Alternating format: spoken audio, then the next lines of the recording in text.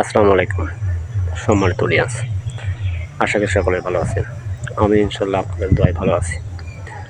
আজকে আপনাদের সাথে এমন কিছু বিষয় শেয়ার করতে চাই, সেই বিষয়গুলো আমি বলতেছি ধারাবাহিকভাবে।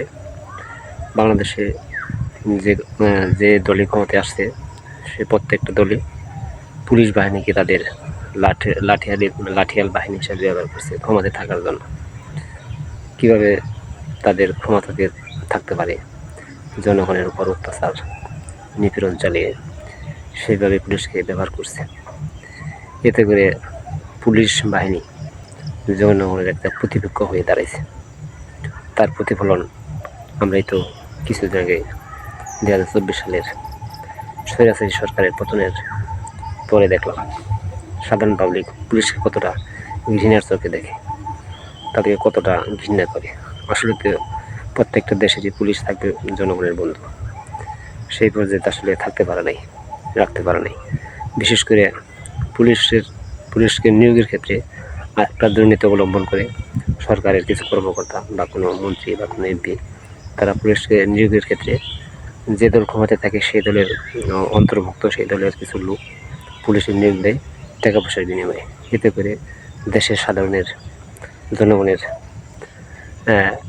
বিষয়টা আরও খর্বিত হয়, জনগণ ক্ষতির মধ্যে পড়ে।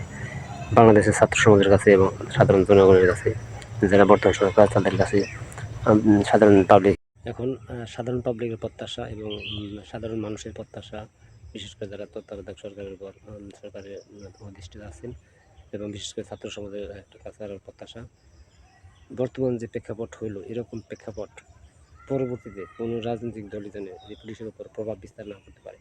পুলিশ যেন প্রকৃতপক্ষে সাধারণ মানুষের বন্ধু হিসেবে কাজ করতে পারে।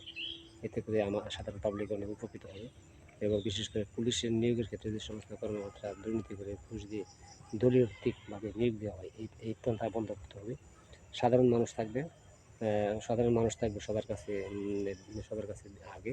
এবং যে দলই করুক, যে নেতায় থাকুক, প্রত্যেকটা দলের নেতা কর্মী, এমপি মন্ত্রী থেকে শুরু করে প্রত্যেকে যেন সাধারণ পাবলিককে মূল্যায়ন করে, সেই বিষয়ে বাংলাদেশ বর্তমান যে সরকার, তাদের কাছে আশা করি এমন একটা আইন কাঠামো বাংলাদেশে তৈরি করা হোক, যে আইন কাঠামোর মাধ্যমে বাংলাদেশের একবারে প্রথম থেকে শেষ পর্যন্ত যেন সাধারণ পাবলিকের শান্তিতে, সুখে শান্তিতে বসবাস করতে পারে। এই প্রত্যাশাই আমাদের।